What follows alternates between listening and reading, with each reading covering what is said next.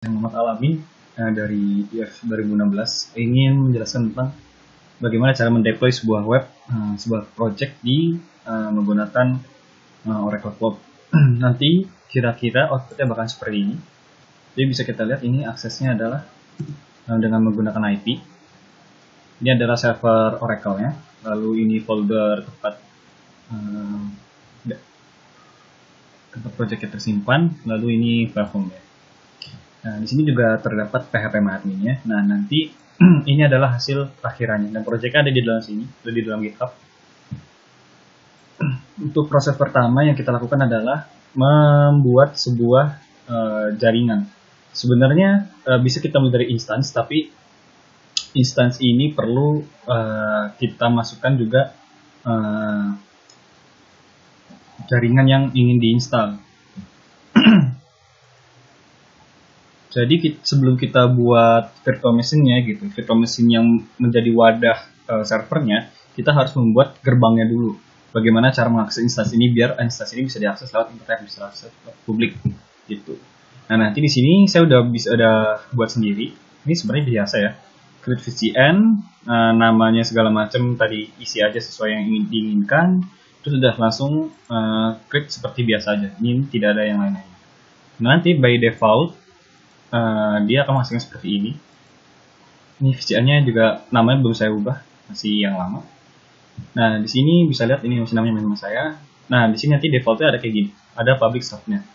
Nah, di dalam public subnet ini dia di dalamnya ada security list. Nah, security list ini adalah settingan format setting yang bisa menentukan mana yang diakses, mana yang tidak gitu. Nah, di sini nanti bakal defaultnya cuma ada 3 ini doang, 3 pertama. Nah, nanti kita harus nambah satu lagi, yaitu yang ini. Yang ke port 80. Ini dengan add ingress rules, terus ininya nanti ganti jadi 0000. Kita lihat yang ini aja. Nah, jadi 0000 TCP, terus yang ininya 80. Jadi diganti jadi stateless. Nah, ini gunanya apa? Ini gunanya ketika waktu kita mengakses server yang kita buat, itu dia akan diterima aksesnya.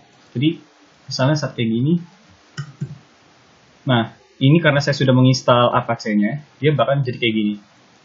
Tapi kalau misalnya kalian sudah menginstal Apache-nya tapi tanpa akses port ke ini, yang ke 80 ini, dia tidak akan menampilkan halaman ini. Dia akan run timeout gitu, karena server tidak merespon sama sekali. Gitu. Nah, ini gunanya VCN-nya itu. Jadi cara mengaksesnya biar bisa diakses publik internet. Gitu. Ini deskripsi apa aja. Nah, lalu kita masuk ke tahap pembuatan instansinya, yaitu server virtual machine-nya. Server virtual. Nah, di sini saya sudah ada, tapi kita buat dari awal aja. Jadi kita lihat nanti apa bedanya. Ini prosesnya. Misalnya instansinya by default saya tidak rubah. Mungkin ganti jadi 5 aja. Instance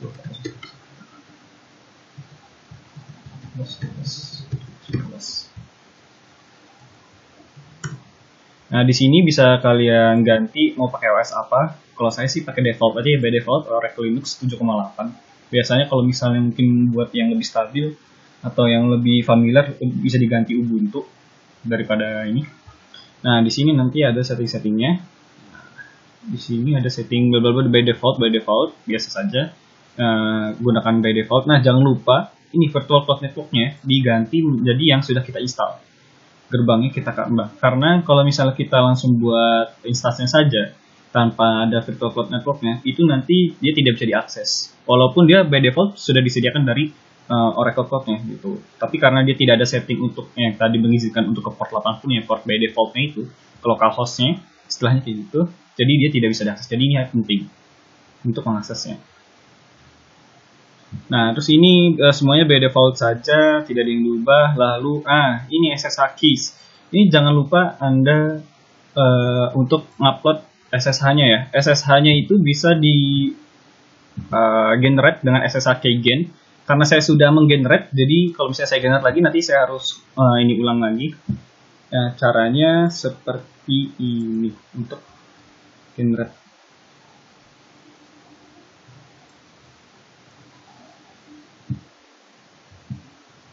Nah, ini perintahnya ini SSH keygen trsa bla bla bla bla bla bla, masukin key-nya, dia nanti bakal muncul kayak gini. Nanti tinggal di enter aja, dia otomatis membuat file yang tadi saya masukkan id rsa.pub itu sebagai key-nya. Nah, gunanya SSH ini apa? Biar dua server ini bisa saling berkomunikasi kayak gitu. Ini gerbangnya itu plat SSH-nya ini. Jadi dia bisa transfer file, bisa komunikasi segala macam. Nah, ini gunanya ini. Nah, ini kuncinya dikasih nih, kunci dan serta alamatnya itu dikasih. Jadi ketika nanti ada server luar yang ingin mengakses server ini, dia selama kuncinya terdaftar ini, saya akan masukin kunci mesin saya ke sini. Dia bakal diterima. Jadi create.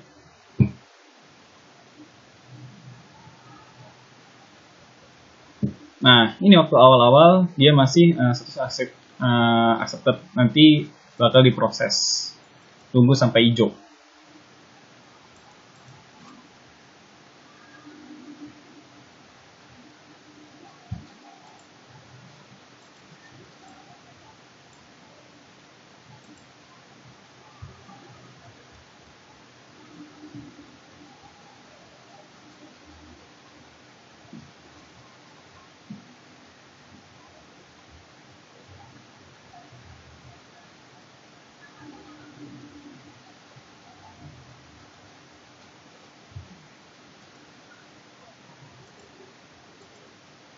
Ini biasanya memakan waktu yang lama, dan jangan lupa ketika sudah membuat ini, nanti kan ini menunggu hijau. Ketika sudah jalan, nanti dia akan munculkan public IP address di sini. Yang itu nanti IP address itu yang akan kita akses nantinya. Jadi prosesnya itu ada 4 tahapannya. Membuat instance yang ini tadi dan setting VCN-nya, lalu menginstal server Apache, lalu menginstal database, lalu menginstal MySQL, lalu menginstal PHP MyAdmin-nya. Nah, kan untuk menjalankan sebuah website kayak gini, yang kita perlu cuma Apache. Kalau misalnya lewat SAM, berarti Apache dan PHP MyAdmin aja gitu, lewat database-nya aja gitu. Nah, kita setidaknya perlu 2 komponen itu di browsernya, di servernya. Nah, di servernya itu selain Apache juga kita harus install PHP-nya juga biar buat execute-nya. Nah, di sini sudah sukses. Di sini kita dapat lihat 140, 138, 132. Kalau misalnya kita copy dan kita akses ke sini, dia masih belum ada apa-apa karena kita belum install apa-apa di sini. Dia masih hanya kosongan, instance kosongan. Walaupun kalau misalnya kita akses dari SSH mungkin bisa ada. Lalu ketika sudah seperti ini, maka kita login ke servernya. Tadi servernya kita paste aja. Sini sudah 2. Sini cuma minta izin aja. Kira-kira kita mau akses tidak. Kalau misalnya bisa akses, kalau diizinkan berarti secara permanen maka dia bakal selalu diizinkan gitu, by defaultnya. Lalu kita sini masuk ke admin. Nah, ketika sudah masuk ke admin, kita mulai dari install servernya dulu. Cara install servernya gimana yang pertama? Nah, untuk Apache-nya servernya seperti ini. Pertama, kita sudah gak usah pakai sudo karena kita sudah di dalam admin, sudah di root.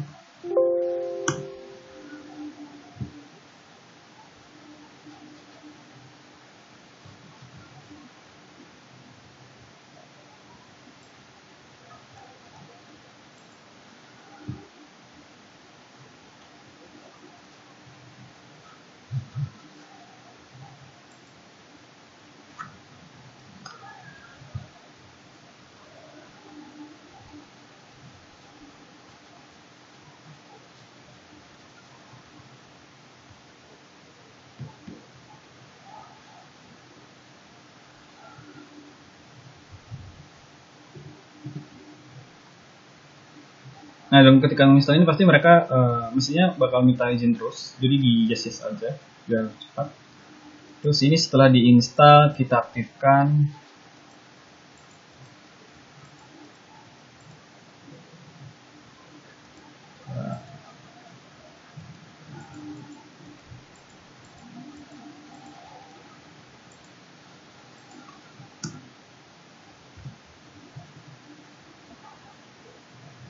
sistem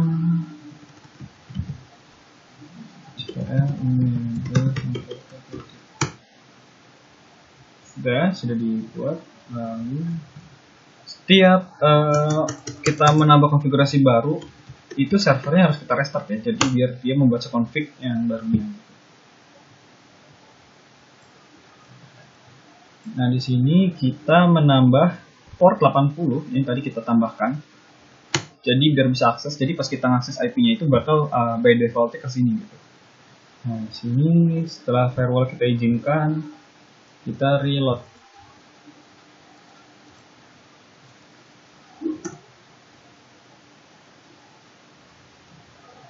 Nah, setelah server terinstall kayak gini, ini bisa dilihat nih kayak gini. Nah, lihat yang sebelumnya 32 ya.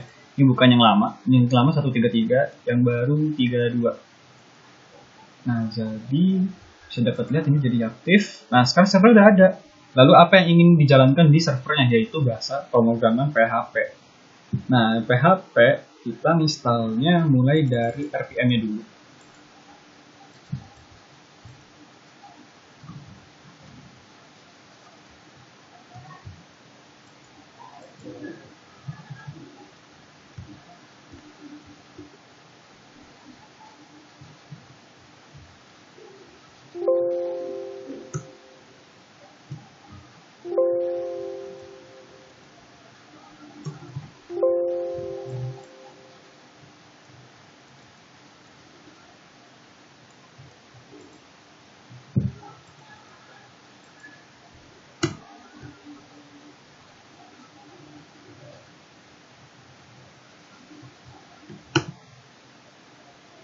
Sudah, lalu kita install RPM lainnya.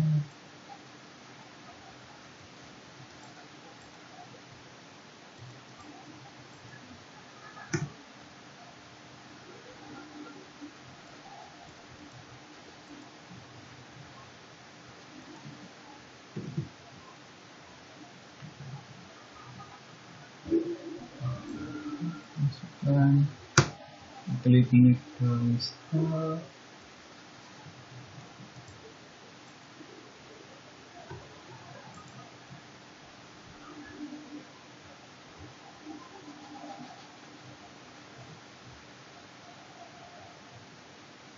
Nah, ketika sudah install, kita masukkan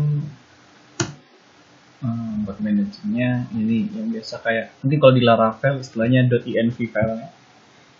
Terus kita install tools seperti yang diperlukan, file info, FileZilla dan segala macam, zip, MySQL dan segala macamnya.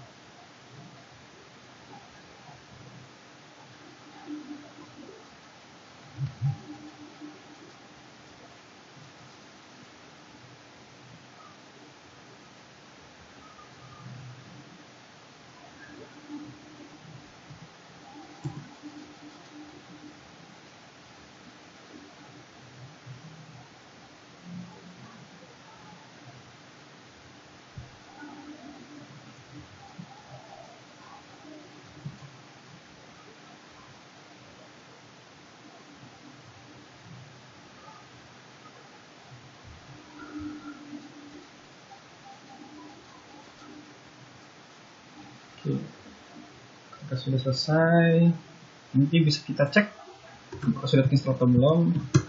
Lihat, nah sudah ada PHP 7.3 yang install. Lalu ketika sudah diinstal, selalu merestart config. Kita sekarang membaca config terbarunya. Oke, sini sudah. Nah, sekarang kita lanjut ke install database. Yang pertama kita install MariaDB dulu, servernya yang kita install. Nanti PHP-Maven kan DBSM-nya, DBMS, DBSM, Database Server Manager-nya. Nah ini kita install server untuk database itu sendiri. Kalau misalnya kalian lihat di SAM itu kan pasti ada 3306 portnya. Nah yang dipasang di situnya itu MariaDB-nya. Sedangkan untuk yang controllernya atau config-nya gitu yang tinggal klik doang itu PHP-MyAdmin-nya. Sejenis DBMS SSMS dari server MySQL. Server SQL servernya Windows. Oke, ini sudah selesai semua diinstal. Kita mulai servernya berjalan selalu. Kita enable. Oke, karena sudah semua. Untuk MySQL ini dia kalau bisa kayak gini harus disetting password karena ketika dimasukkan non password seperti biasa dia tidak akan mau masuk, jadi dia tidak menerima password kosong ketika di PHP-MyAdmin, dan ini sudah saya coba sebelumnya. Nah ini ada config lainnya, tinggal di enter aja, dia bakal by default setting, jadi kita perlu saya ribet-ribet. Nah di sini sudah selesai. Nah tapi walaupun sini sudah selesai, kalau kita ngasih PHP-MyAdmin-nya masih belum ya, karena yang diinstal hanya server MariaDB-nya, jadi PHP-MyAdmin tidak ada. Nah sekarang kita install PHP-MyAdmin terlebih dahulu.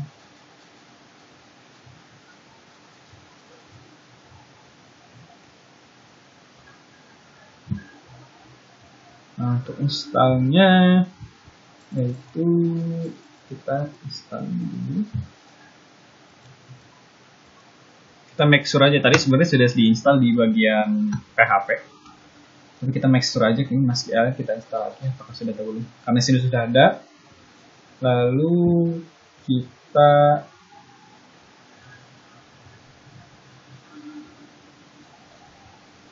lanjut ke PHP-MyAdmin installation. Ini biar MySQL sudah jalan semua.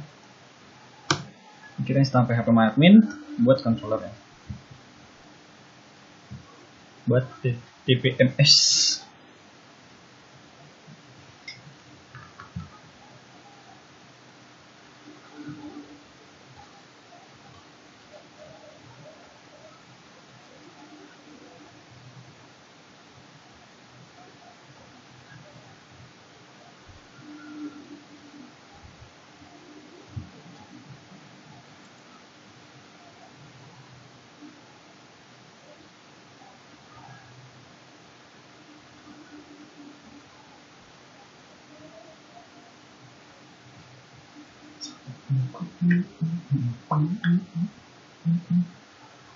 Nah, setelah kita install ini ada beberapa settingan yang harus diubah.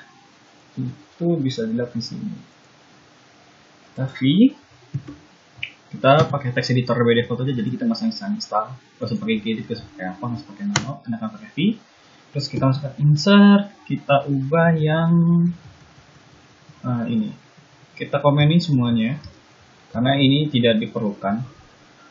Bukan tidak perlukan, tapi kita pakai by default aja. Oke, required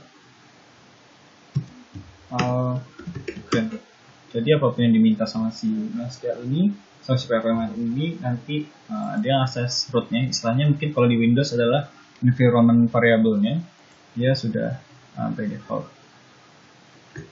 Kita save, lalu kita tutup.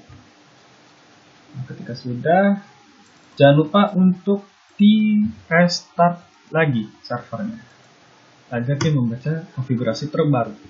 Oke, versi ini sudah. Kalau kita enter lagi,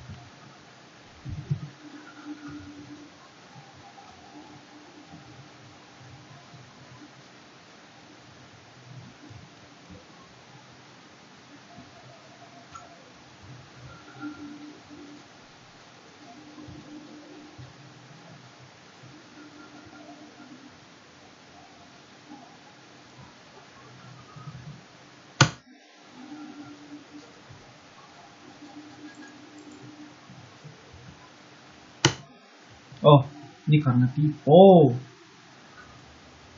Astagfirullah. Nah, ini dia PHP admin. Jadi kita user tadi seperti biasa, root, lalu passwordnya tadi saya setting 1 sampai 0. Tinggal go, save. Nah, ini sudah masuk. Diperhatikan ya, ini pakai IP 32, yang ini yang lama 3133. Nah, sekarang sebelum kita deploy project kita buat database-nya dulu. Kalau tidak salah, DB Topok. Oke. Kita import langsung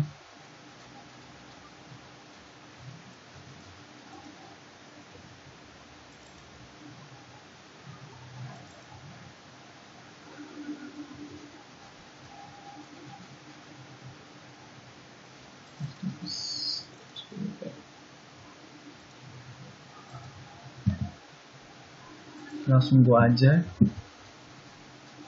Nah, ini seperti kita ngedeploy di hostingan seperti biasa ya. Jadi kita masukin database terlebih dahulu, nanti kita setting konfigurasi koneksi database-nya di programnya langsung. Nah, ini kita sudah masuk sini. Sekarang bagaimana caranya ngedeploy file? Kita masuk ke sebuah folder yang bernama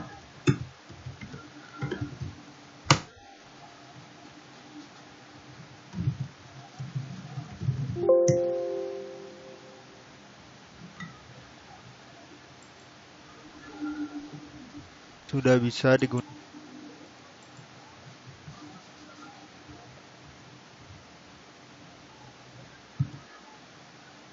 Kita masuk ke folder var yang ada di root. Kita masuk ke folder www, lalu ke folder html. Nah, di sini kita sudah masuk. Sekarang kita download yang sudah kita upload ke GitHub. Ini bisa kalian lihat di sini. Nah, di download zip ini bisa kalian di pojok kiri bawah ada bla bla bla .zip-nya. Nah, itu saya ketik di atas ini biar gampang, tinggal copy. Lalu kita download dengan perintah wget, lalu paste. Nah, dia akan mendownload file project kita.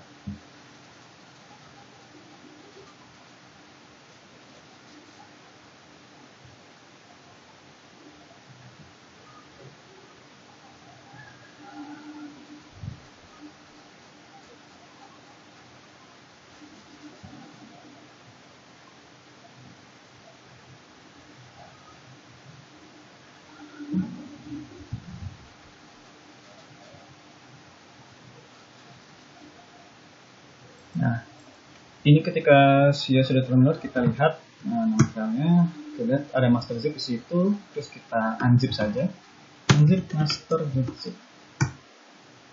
Nah, sudah dilihat, nanti kita lihat folder ini terbuat apa? Oh, tugas pbp master, maka kita masuk ke sini, cd tugas pbp master. Nah, kita ngapain di sini? Kita mengkonfig koneksi database-nya. Kita lihat. Nah, filenya kita masuk ke background, tempat koneksi database-nya ada. Nah, itu ada db login, kita masuk ke db login. Kita db score login ke PHP. Agak sedikit beda dengan deploy website pada sebuah hosting ya, karena db-nya biasanya dia bagian wrap, nama db-nya pasti beda. Terus ada angka-angka digit ID-nya tertentu. Jadi kita yang diubah nama database dan segala macam dan nama usernya. Nah, tapi kalau di sini kita tidak perlu mengubah nama database. Kenapa? Karena yang kita sewa, yang kita pakai itu seluruhnya. Jadi mesin-mesinnya itu satu mesin itu kayak ya udah database itu aja. Sedangkan kalau misalnya hostingan itu mereka punya satu mesin itu punya beberapa server buat ngehandle beberapa website atau hostingan gitu. Jadi makanya database-nya banyak dalam satu mesin itu, makanya harus generate ID-nya. Sedangkan kalau ini tidak perlu. Ini kelebihannya dari dengan menggunakan server cloud sendiri. Walaupun meskipun pasti agak mahal. Lalu kita save. Kita keluar. Nah, kalau sudah masuk ini, kita cek apakah dia sudah masuk, tapi kita nggak bisa langsung ke home gini. Home gini dia pasti ke server, kayak misalnya phpMadmin seperti biasa localhost. Nah, kita masuk ke foldernya tugas pbp script master. Nah, ini sudah jalan, database sudah ada ya, karena ini tidak ada di website yang langsung. Jadi ini sebenarnya database.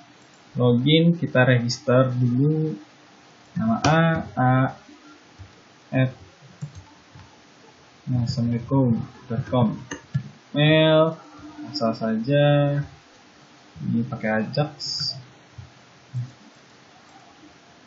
lalu postcode-nya 1.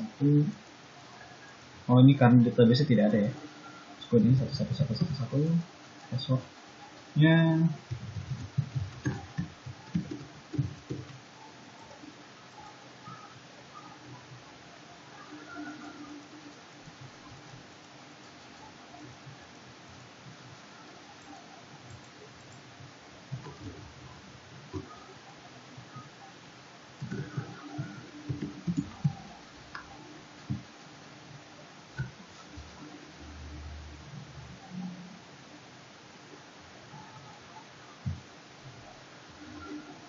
ya,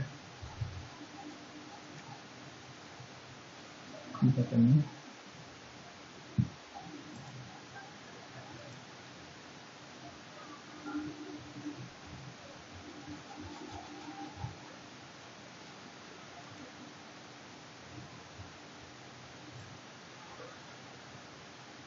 sudah ada ya, sudah full semua. Ya mungkin segitu saja dari saya. Terima kasih perhatiannya. Assalamualaikum warahmatullahi wabarakatuh. Mantap.